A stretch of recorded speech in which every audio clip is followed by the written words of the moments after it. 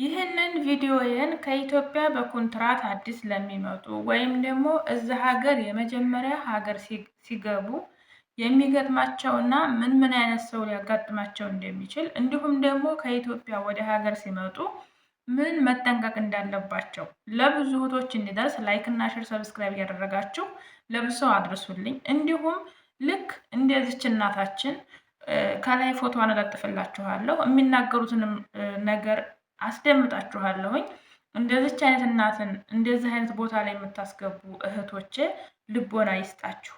እውነት ለመናገር እኒህ እናት በሀገራቸው ላይ ተከብረው ሊጦሩ የሚገባቸው እናት ነበሩ። መቼም የሰው ልጅ የራሱ የሆነ ችግር አለበት እና በሀገሩ እድሜ ሳይገድበው ጾታ ሳይገድበው ለስደት ለባርነት ይዳረጋል። እንደዚች እናት ግን ውስጤን የበላኝ የለም። ሰላም ጤና ይስጥልኝ። ውድና የተከበራችሁ የሙቤ ዩቲዩብ ተከታታዮች በያላችሁበት የዓለም ዳርቻ ሰላማችሁ ብዝት ይበል ብያለሁኝ። ይህንን ቪዲዮ ስትከታተሉ እስከ መጨረሻው በመከታተል ላይክ እና ሼር ሰብስክራይብ እያደረጋችሁ ለብዙ እህቶች እንዲደርስልኝ አደራ እላችኋለሁኝ። ይህን ቪዲዮ እህቶቻችን ሰምተው ይጠቀሙበታል ካላችሁ በተለይ አዳዲስ ከኢትዮጵያ የሚመጡ እህቶቻችን ይጠቀሙበታል ካላችሁ ላይክ እና ሸር አድርጋችሁ ለብዙዎቹ እንዲደርስ እንድታደርጉልኝ እላችኋለሁኝ። ዛሬ ይዤላችሁ የመጣሁት እንግዲህ አብዛኞቻችን እዚህ ሀገር ስንመጣ ሰውን እናምናለን። አብዛኞቻችን ደግሞ ከጎናችን ያሉ ሰዎች እኛን የሚጎዱ አይመስሉንም። እኛን የሚጎዱ ስለማይመስሉን እነሱ ባሉን መንገድ እንሄዳለን። በተለይ እህቶች ማለት ነው። የመጣንበትን ዓላማና እዚህ ጋር ያለውን ሰው ማገናዘብ ወይም ደግሞ እዚህ ጋር የሚጠብቀን ሰው ጸባው ምንድን ነው የሚያደርገው ነገር የሚለውን አብዛኞቻችን ስለማንረዳው ብዙዎቻችንን የሚጎዳን ነገር የብዙዎቻችንን ሕይወት የሚያመሳቅለው ነገር ይህ ነገር ነው። በተለይ በጓደኛና በሰው ግፊት የምንሄድ ማለት ነው። እስኪ ይህንን ቪዲዮ ላሰማችሁና አብረን ፍርዱን እንሰጣለን። ናችሁ እንደምናችሁ አላችሁ የኢትዮጵያ ሕዝቦች በሙሉ። እኔ ትልቅ ሰው ነኝ። በስተርጅና የሰው ግርድና ፎቅና ታች ወርጄ ነው የሚሰራው የመዳም ቤት እና ቤቴም ፈርሶ አሁን እኔ ምንም የምላችሁ የለም። 5,000 አንድ ጎረምሳ ጠየቀኝ፣ በሰው በኔ ጓደኛ ጠየቀኝ፣ የሰጠው ይሄው እስካሁን አልሰጠኝም። ዲዩት ሼር አርጉና ሀቢባ ጋር አድርሱልኝ በገብርኤል በማርያም እና የምታምኑ አምላክ በአላህ እናት ያላችሁ በእናት ለእናት አትጨክኑም። እና እኔ ምንም ከናንተ አልፈልግም እና ብሬን እንደሚመልስ እንግዲህ እኒህን እናት በመጀመሪያ በጣም ትልቅ ሰው እናት በቤታቸው ተከብረው መጦር የሚገባቸው እናቶች ናቸው። እውነት ግን ልጅ ይኖራቸዋል? አላቅም። እንግዲህ ልጅ ይኖራቸው አይኖራቸው አላቅም። የሰው ልጅ በፊቱና በፊዚካሉ ትልቅ ሰው ነው ብሎ መገመት አይቻልም። ነገር ግን እሳቸው ሲናገሩ እና ደግሞ ሰውነታቸው ማነጋገራቸውም ራሳቸውም ተናግረዋል። በመጦሪያ ጊዜ ቤቴ ፈርሶብኝ ስደት መጥቼ የአረብ ቤት ሽንት ቤት አጣቢው ሁኛለሁኝ አሉ ማለት ነው። እኒህን እናት እንግዲህ ብዙዎቻችን እንደ እናታችን አድርገን የኔ እናት እንግዲህ ከሳቸው ምንም የምታንሰውበት መንገድ የላትም። ምን እናቴ ማለት ነው። የብዙዎቻችን እናቶች የሚያሳልፉት ስቃይና መከራ ሀገራችን ላይ ያለውን ጉድ ሁላችንም እናውቃለን። ቤት ያለው ቤቱ ፈርሶበት ቤት አልባ ሆኗል። ንብረት ያለው ንብረቱ ተዘርፎበት ንብረት አልባ ሆኗል። የተዘረፈው እሰየው ተብሎ ዘራፊው እሰየው ተብሎ የተዘረፈው ታስሮ ያለበት ሀገር ላይ ነው ያለ ነው። እንግዲህ ሁልጊዜም እኔ ሀገራችን ሰላም ያደርግልን የምለው ለዚህ ነው። ሀገር ሰላም ከሆነ እናት አባት በሀገሩ በቤቱ ተከብሮ መጦር አይችልም። ወጣት በሀገሩ ላይ ሰርቶ ተምሮ ማወቅ እንዲሁም ደግሞ ያላወቁትን ማሳወቅ አይችልም። ሀገር ሰላም ስትሆን ግን እናት አባት ተወልደው ባደጉበት ቀያቸው ሰርተው ባፈሩት ቤታቸው በንብረታቸው አዘው ራሳቸውን አስከብረው ተጡረው እንዲሞቱ ምንም የሚይዛቸው ነገር የለም።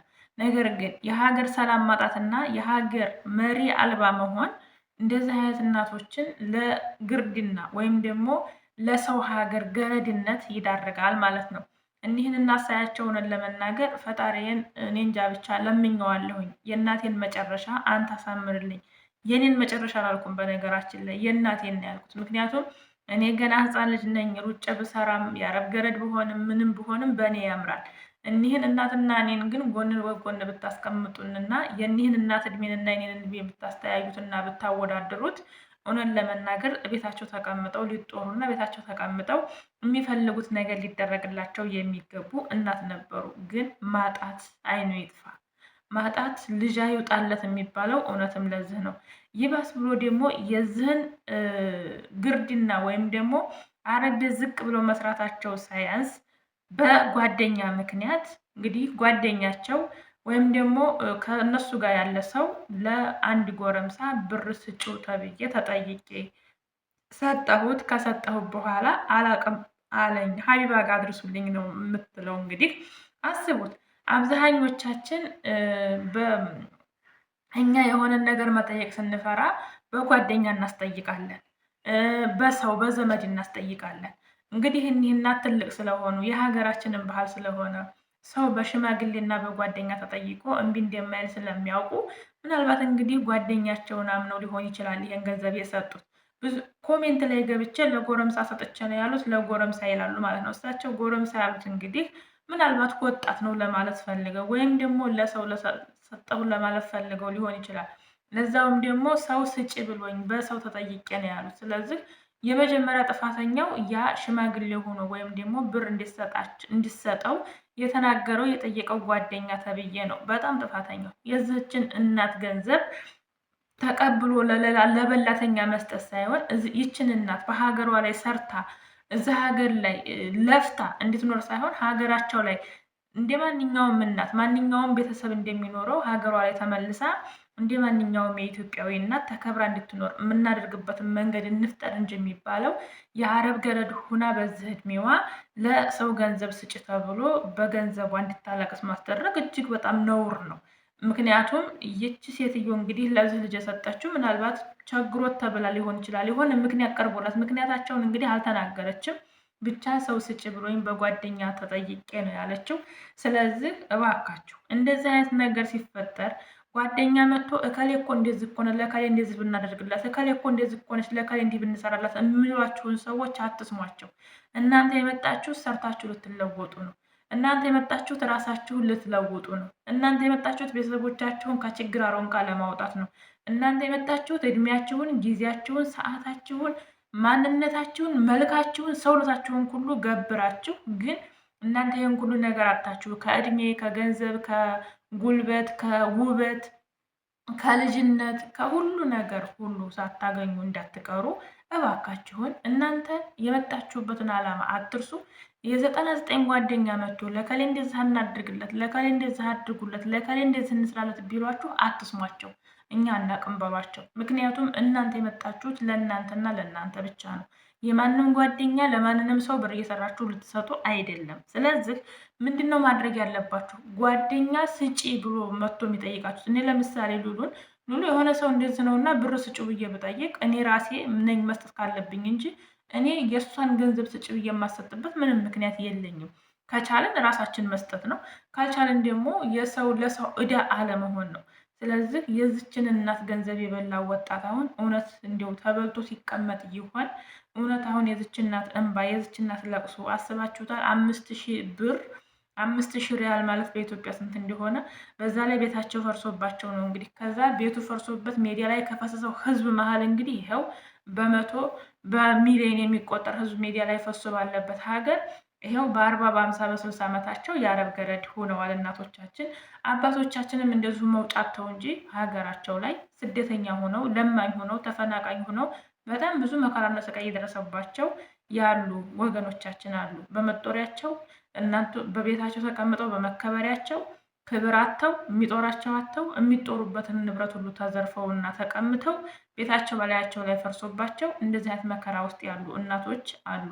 የእነዚህን እናቶች ገንዘብ ደግሞ አጭበርብሮ በመብላት የእውነት የሁለተኛ መግደል ወይም ደግሞ ሁለተኛ ቀብር መቆፈር ነው።